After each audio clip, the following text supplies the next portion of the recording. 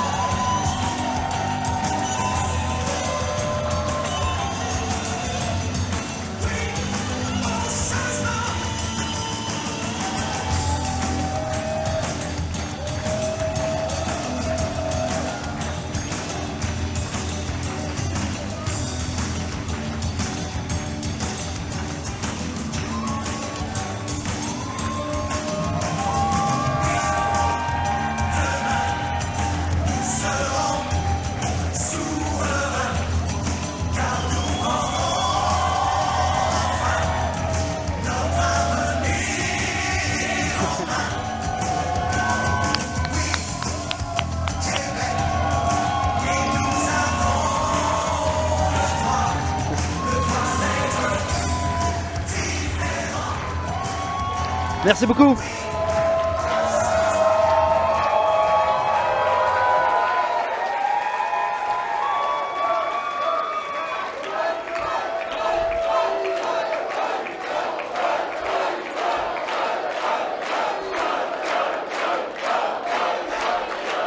Merci.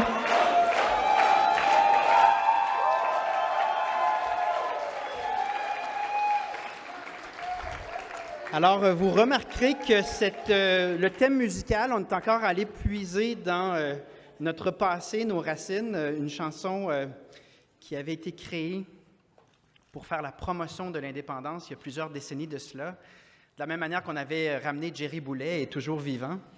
Toujours important de se rappeler le passé qui façonne notre avenir, l'effort des générations précédentes qui mènera au résultat. En toute logique, mes chers amis, je suis toujours fébrile quand on se retrouve, puis que je retrouve à nouveau l'accueil chaleureux, l'énergie que vous avez. C'est toujours tout aussi spécial, tout aussi émouvant. Et là, on est de plus en plus nombreux. Donc là, je ne sais pas on est combien à ce Conseil national, mais le nombre d'observateurs est évidemment toujours en croissance. On est plus de 500. Et nous faisons toujours la démonstration. Ouais,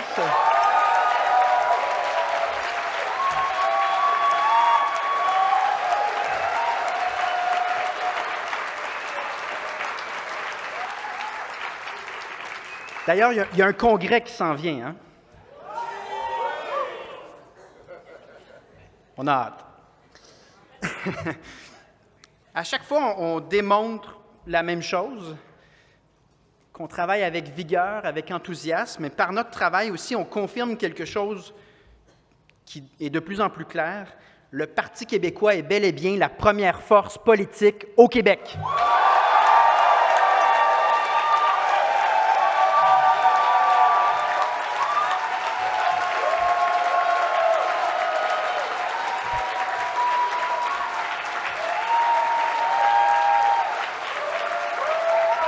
Donc,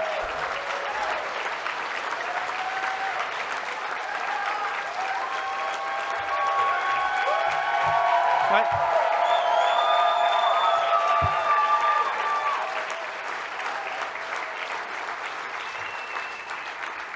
Donc, je veux commencer par vous remercier, vous, les militants. Merci pour ce momentum. Merci de passer la fin de semaine à travailler de manière constructive sur une crise grave, sur une question très fondamentale, celle de l'habitation. Je l'ai dit rapidement dans mon mot d'hier, mais je vais le réitérer. La question du logement, elle est réellement à la base. C'est fondamental, c'est à la base de la pyramide de Maslow. Une société qui n'est pas capable de loger correctement son monde est une société qui échoue. Une société qui n'est pas capable de permettre à ses jeunes de devenir propriétaires et qui voit l'itinérance grimper en flèche est une société injuste. Ça doit être dit. Parce qu'il ne faut pas que ça devienne la normalité. Donc, on a fait de la question du logement notre thématique de ce Conseil national dans le but de trouver des solutions à une crise qui est inacceptable. Et je pense qu'on peut être satisfait de notre travail. Grâce à vous, nous avons réussi et nous pourrons porter des solutions pour que l'inacceptable redevienne normal. C'est aussi un travail qui n'est pas mur à mur, je veux le réitérer. Ça a été adapté en fonction des réalités régionales, un enjeu qui nous tient à cœur. Ça couvre également tous les aspects de l'habitation, tant le logement, l'accès à la propriété, que la question de la demande, que celle de la construction. Donc, on a fait un travail complet et je veux à nouveau remercier Mégane et Camille, qu'on peut applaudir à nouveau.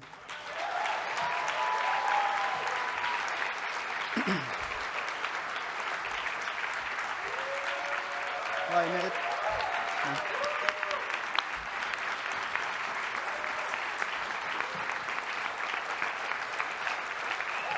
Bravo.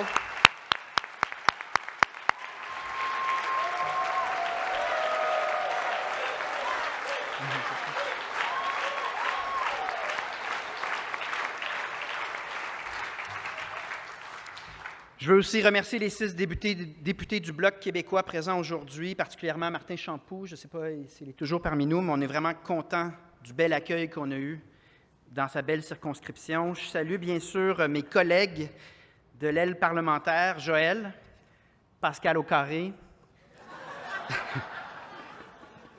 sans oublier tout le personnel de l'aile parlementaire qui travaille fort, sans oublier le personnel de la permanence du parti qui travaille fort. Ça mérite vraiment un applaudissement. Ça mérite vraiment un applaudissement parce qu'on est un très, très petit groupe, mais on démontre de mois en mois qu'on est vraiment, vraiment déterminé. Et ça compte. Je veux aussi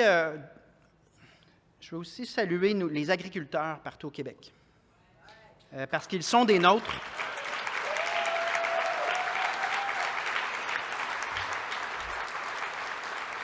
Dans notre esprit, dans l'histoire du Parti québécois, les agriculteurs du Québec, ce sont les nôtres.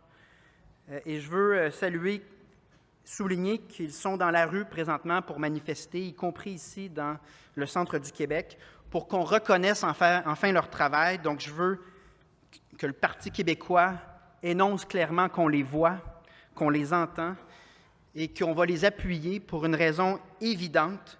C'est que nourrir notre monde, protéger nos agriculteurs, c'est le fondement même de notre société. Et ça doit être dit, nous serons aux côtés des agriculteurs tout au long de leur combat.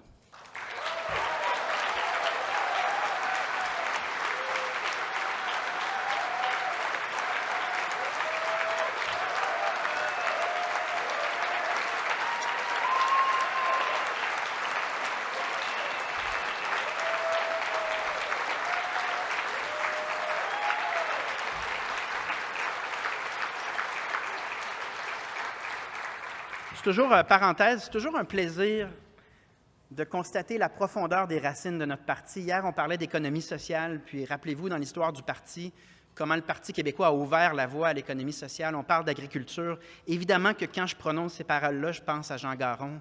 Il y a des racines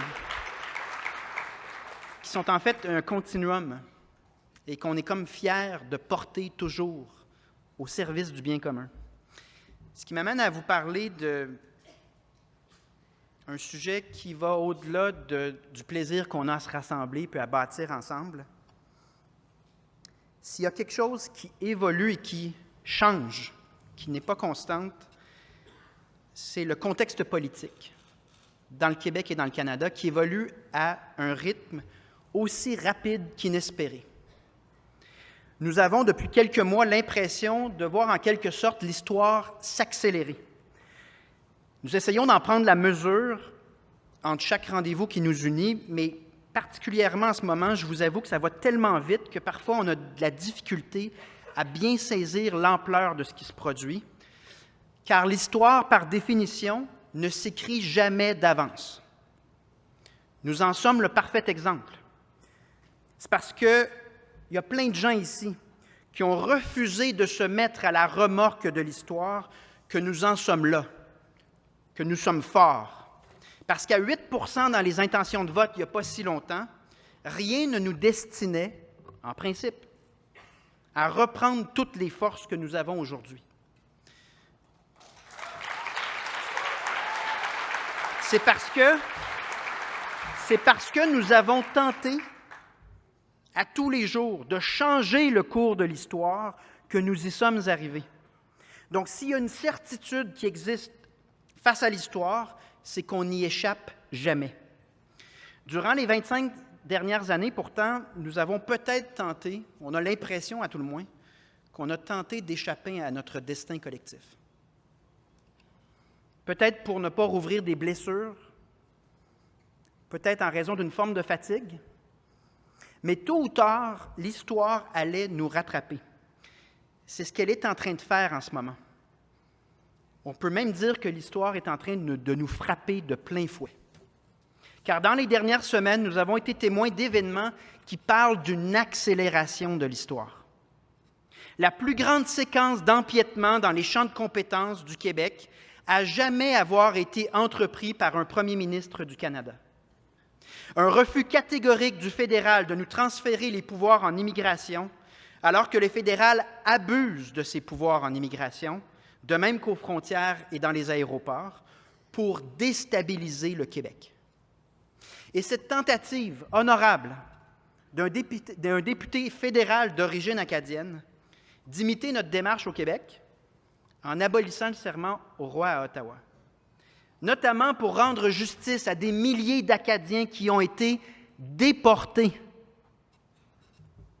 Tentative qui a été répondue au Parlement canadien par des élus qui chantaient à l'unisson le « God Save the King », nous rappelant de façon limpide l'adhésion de ce régime et de leurs élus au colonialisme britannique.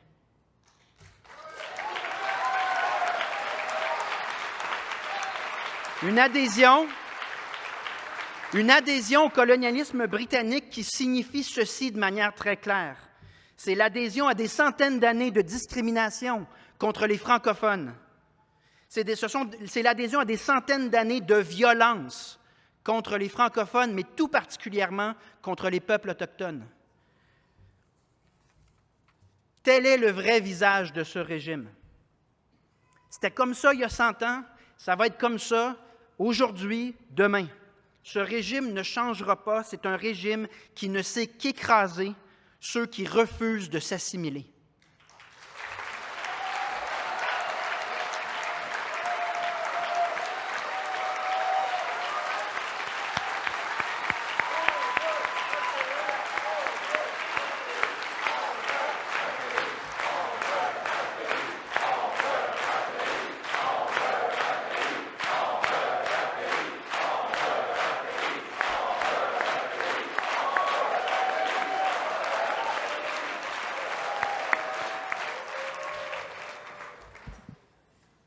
Donc, vous comprenez que lorsque le Parti québécois est questionné sur le plus récent sondage, qui sont de toute façon appelés à monter puis à baisser, nous voyons plus loin que le prochain sondage. Nous voyons une certitude, celle que notre moment arrivera plus rapidement que prévu. Donc, non pas dans un avenir idéalisé et lointain, mais d'ici quelques années, assurément d'ici la fin de la décennie, nous vivrons bel et bien un troisième référendum sur l'indépendance du Québec. C'est désormais une certitude.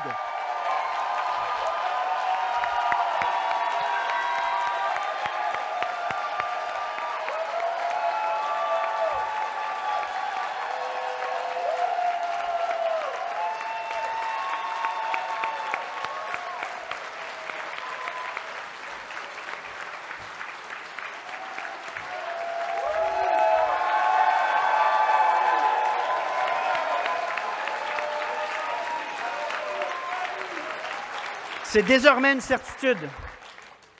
C'est désormais une certitude alors que ça aurait été impensable il y a à peine quelques mois, quelques années. Mais en parlant autour de nous, à notre famille, aux gens qui nous entourent, on se rend compte que ce destin ne se limite pas à 4 murs, il ne se limite pas à une chambre d'écho. L'histoire nous interpelle.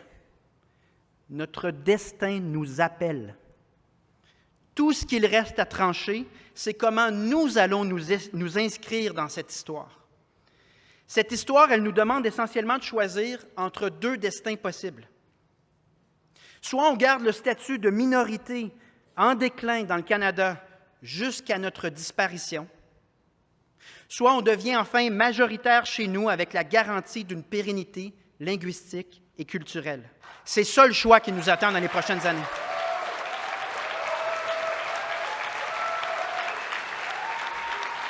Et seuls les Québécois pourront décider si on accomplit le destin de tout peuple normal qui aspire à la démocratie ou si on accepte un pénible déclin, désormais accéléré, et ce pour de bon. René Lévesque, notre fondateur, avait déjà parlé de ce moment inévitable, qui arriverait tôt ou tard, il l'avait vu, il avait déclaré ceci. Il est un temps où le courage et l'audace tranquille deviennent pour un peuple, au moment clé de son existence, la seule forme de prudence convenable. S'il n'accepte pas alors le risque calculé des grandes étapes, il peut manquer sa carrière à tout jamais, exactement comme l'homme qui a peur de la vie.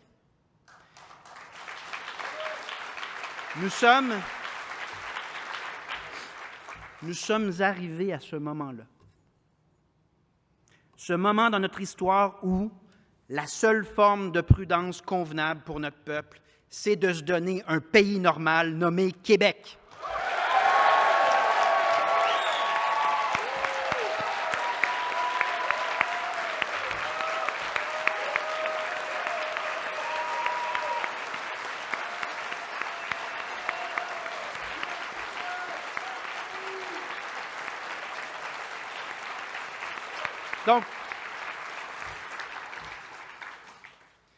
Donc soyons clairs, lisons la situation pour ce qu'elle est. C'est de plus en plus évident que le fait français n'a pas d'avenir dans cette fédération canadienne, qui est en fait même pas une fédération. C'est de plus en plus évident que si nous demeurons dans le Canada, nous serons, et nous le sommes déjà, contemporains à notre propre effacement et notre propre marginalisation, à la fois politique et démographique. Mes chers amis, c'est de plus en plus évident que nous assistons à une charge contre le Québec. Une charge qui a lieu sur le plan linguistique, également sur le plan culturel, sur le plan fiscal et dans tant d'autres aspects de notre société.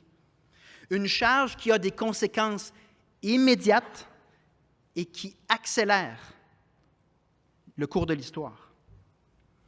Une charge qui aurait été absolument impensable il y a à peine 10-20 ans. L'empiètement systématique dans tous les champs de compétences du Québec dont je vous parlais il y a quelques instants, il est également accompagné d'un discours. Un discours qui est ouvertement décomplexé, sans aucun respect pour les règles de base de ce Canada. C'est bel et bien une charge contre le Québec. Justin Trudeau n'aura jamais été aussi clair dans ses intentions et nous le dit sans détour, nous, on s'en fout, on va faire ce qu'on veut. Le Canada est donc passé de l'indifférence envers le Québec à une action concertée pour nous affaiblir, pour nous effacer même, à tous les points de vue. Il faut le nommer, il faut avoir cette lucidité de nommer ce qui est en train de se passer. Et contrairement à ce que fait François Legault, il faut avoir aussi le courage de ne pas se mettre la tête dans le sable. Le courage d'énoncer qu'on ne peut pas toujours faire la même chose en espérant des résultats différents. D'ailleurs, si les Québécois recommencent à s'intéresser à leur destin collectif, puis que cette question-là n'est plus un lointain idéal théorique, c'est parce que l'effacement de notre différence dans le Canada, elle est clairement en marche et les gens le ressentent. Elle s'accélère de jour en jour. Dans ce contexte, les Québécoises et Québécois doivent réaliser que notre prochain rendez-vous avec l'histoire, car il aura lieu, est peut-être, en fait fort probablement, notre chance ultime de se donner une pérennité linguistique et culturelle. Pour y arriver,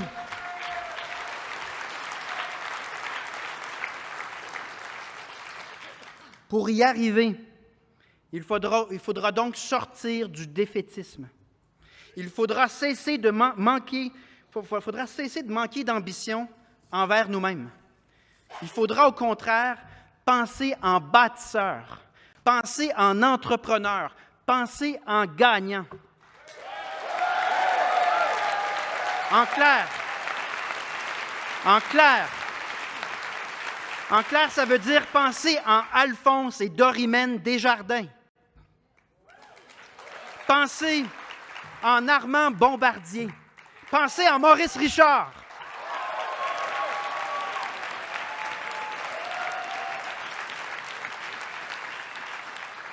Nous l'avons en nous. C'est quelque part enfoui dans notre passé, c'est dans notre ADN. C'est en nous. Je pense à mes propres grands-parents, arrière-grands-parents, qui partaient de rien, puis qui avaient cette force, ce courage d'avancer, puis qui ont permis à leurs enfants d'avoir l'instruction qui a bâti le Québec moderne. C'est en nous. Parce que, mes chers amis, il y a des limites à se mentir à soi-même. Il y a une limite à ne pas payer le prix, à ne pas subir les conséquences de notre propre statu quo. Nous les vivons déjà, ces conséquences-là. Donc, la prochaine fois, nous avons le devoir de réussir. Et j'ai la certitude que nous y arriverons parce que la seule suite logique à plus de 415 ans d'histoire, c'est celle de notre pérennité linguistique et culturelle.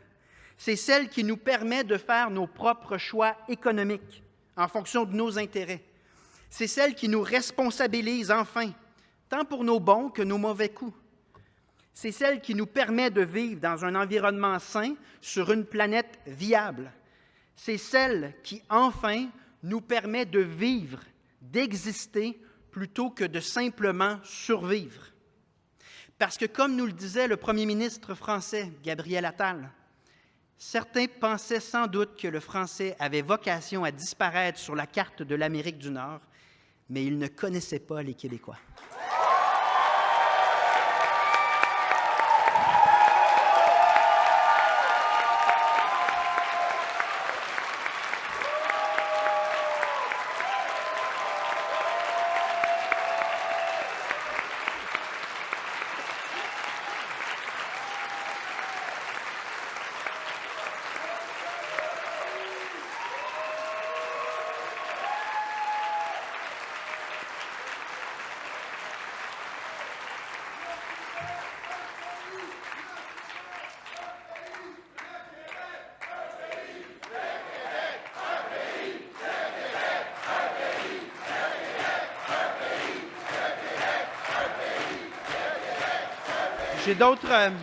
J'ai d'autres raisons pour que le Québec devienne un pays.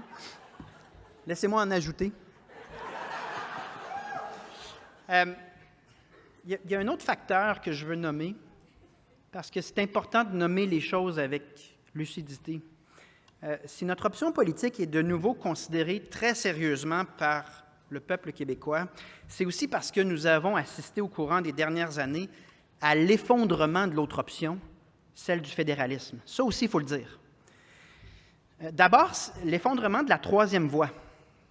Parce qu'il faut bien reconnaître qu'il y avait une certaine légitimité à essayer quelque chose qui n'avait pas été testé au pouvoir.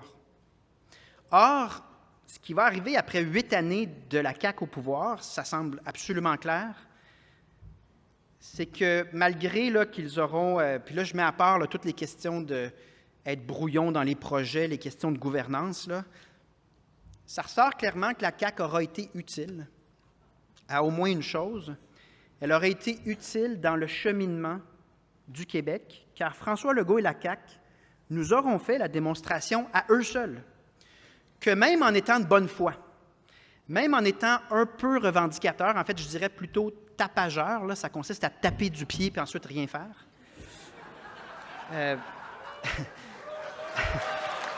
Mais tu sais, ne soyons pas complètement injustes envers eux. Ils ont quand même essayé en disant « Donnez-nous un mandat fort, on va vous démontrer que ça fonctionne ». Même en étant un peu revendicateur, mais tout en ne mentionnant jamais l'indépendance du Québec, l'attitude du Canada vis-à-vis les demandes légitimes des Québécois, elle ne change pas et elle ne changera jamais. Ils nous l'ont démontré. Et donc, son combat à François Legault n'aura pas été inutile, puisqu'il nous mène logiquement à l'indépendance. De toute façon, c'était son premier choix à l'origine.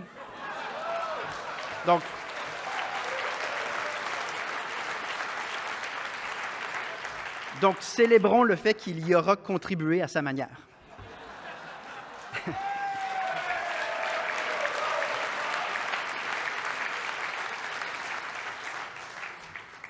Il y a aussi toute la question de la transformation ou l'effondrement du fédéralisme par rapport à celui des années 80 et 90, celui qui croyait aux deux peuples fondateurs, à la place active du Québec, du Canada, à la réconciliation dans l'honneur et l'enthousiasme, pour reprendre les mots de Brian Mulroney.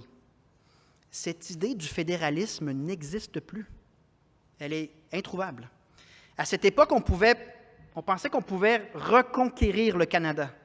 On disait les francophones exerceront le pouvoir à Ottawa.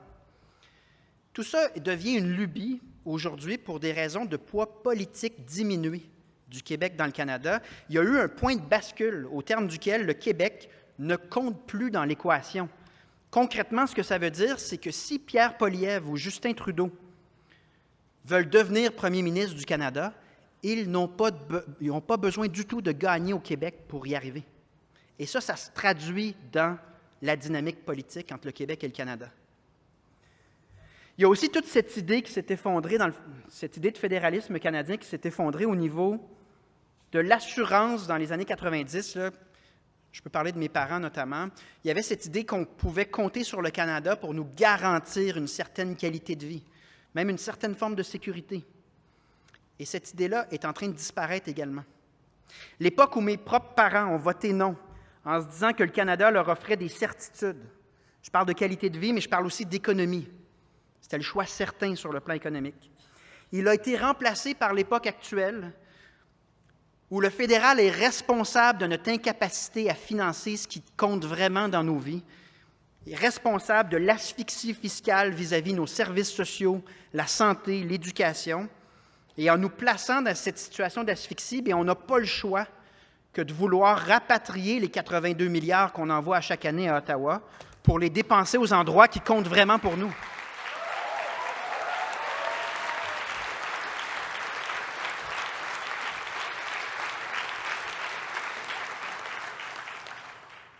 Donc, il y a plusieurs choses qui ont changé de sorte que cette époque-là, elle est bel et bien révolue, sans l'ombre d'un doute.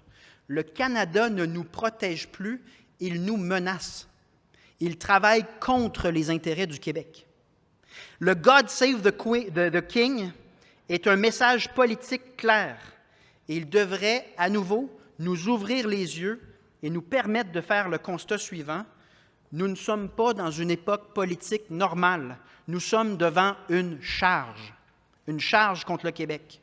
C'est l'héritage des générations précédentes qui est en jeu, la valeur du Québec à l'échelle de la diversité linguistique et culturelle de la planète qui est également en jeu. Et dans tout ce paysage politique qui se transforme à vitesse grand V, je pense que mon devoir comme chef d'une formation politique qui porte le nom québécois, c'est de tendre la main et d'envoyer un message de rassemblement à tous les Québécoises et les Québécois. Il faut sortir...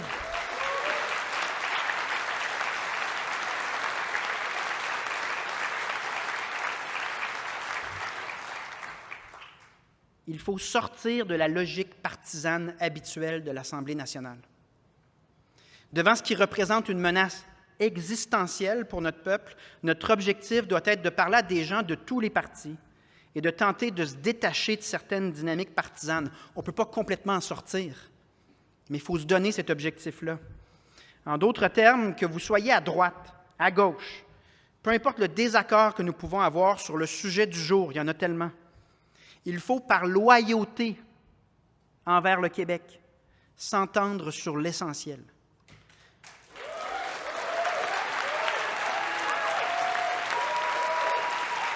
Il faut s'entendre sur l'essentiel par amour. Par amour de nos ancêtres, de ceux qui ont donné tellement cette formation, mais ça date depuis les Patriotes. Par amour pour les nombreuses vagues d'immigration dans toute notre histoire qui sont devenus Québécois et Québécoises.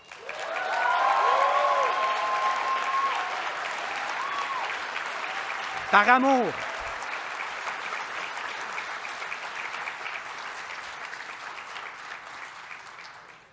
amour pour les prochaines générations qui nous suivront.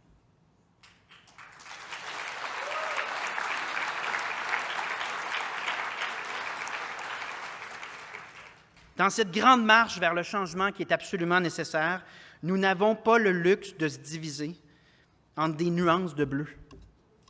Nous aurons tôt ou tard le devoir de former la plus grande coalition pour le oui que le Québec n'aura jamais connu et le devoir de gagner.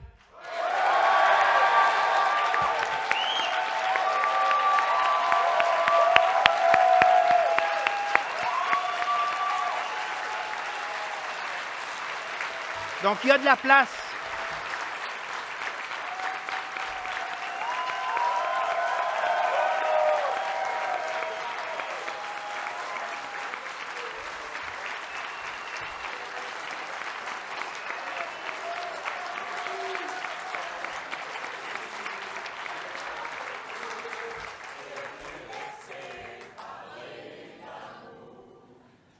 On est drôle, hein? On chante souvent comme ça, puis c'est vrai que le chant est rassembleur. Hier, on avait une pause, puis on chantait ensemble des chansons, ce qui témoigne également du patrimoine culturel du Québec, de certains traits de personnalité des Québécois. Il y a de la place. Il y a de la place pour ceux qui veulent chanter avec nous un avenir qu'on mérite. Il y en a de la place pour tous ceux et celles qui veulent cette place-là dans le camp du oui. Donc, à nouveau, que vous soyez conservateurs, progressistes, centristes, libertariens, de droite économique ou même pastafariens, ça n'a aucune importance. Ça n'a aucune importance parce que, compte tenu de l'état de la nation, toutes ces personnes-là sont appelées à jouer leur rôle. Toute personne qui souhaite un avenir linguistique, culturel et économique pour le Québec, notre message, c'est « Nous avons besoin de vous ». Et dans ce contexte, je tiens à le dire, ça veut dire que notre réel adversaire n'est ni François Legault, ni la CAQ. Notre adversaire réel, c'est le régime politique fédéral qui nous nie et qui désormais planifie ouvertement et explicitement notre déclin. Notre adversaire, c'est aussi la peur de perdre, qui mène à la peur de voir la réalité en face, la peur de faire preuve de lucidité sur ce qui nous attend si on ne se dit pas enfin oui. C'est ça qu'il faut voir. Cette peur de perdre ne doit plus nous paralyser pour la simple raison, très logique, qu'en fait, nous n'avons plus rien à perdre. Nous ne pouvons plus demeurer immobiles. Le statu quo nous condamne au déclin. N'ayez pas peur, nous disait Jacques Parizeau. C'est à nous de se montrer à la hauteur de cet héritage-là.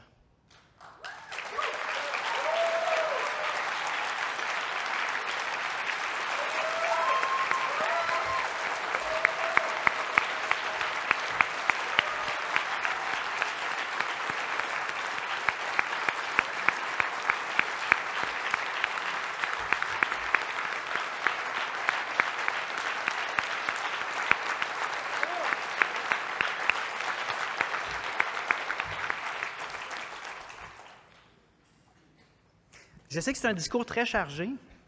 Je vous ai déjà délivré des discours un peu plus candides, légers. Je suis très conscient que les questions que je touche et les constats que j'ai dressés dans ce discours sont parfois exigeants, parfois difficiles. Mais c'est parce que je veux que notre lucidité, notre capacité de travailler ensemble avec pragmatisme nous serve de moteur, nous serve d'espoir pour la suite des choses, car c'est cette même lucidité qui doit également nous permettre de voir le beau grand chemin qui est devant nous. Car jamais en 30 ans, en tout cas depuis que je suis en âge de suivre ça, jamais les raisons fondamentales pour réaliser l'indépendance n'auront été aussi claires, aussi évidentes, aussi limpides qu'aujourd'hui. Jamais dans les dernières années, nous aurions pensé qu'une fenêtre historique aussi grande, aussi béante, s'ouvrirait devant nous, jamais non plus avec une telle rapidité. Donc, c'est à nous de jouer. Avec l'enthousiasme, l'esprit d'aventure, toute l'énergie que je vous connais, puis c'est ça qui nous a permis de bâtir ce qu'on est en train de bâtir. Le chemin est là. Le rendez-vous, il est là. Il arrive vite, et c'est tant mieux. Nous allons saisir cette opportunité et montrer au monde entier que non seulement nous sommes capables de faire l'histoire, mais que cette place dans l'histoire, elle va absolument de soi. Nous méritons de démontrer tout ce que le Québec peut accomplir lorsqu'il refuse de céder à la fatalité. Nous méritons de démontrer que la langue française a encore de beaux jours de ce côté de l'Atlantique. Nous y arriverons. Merci beaucoup.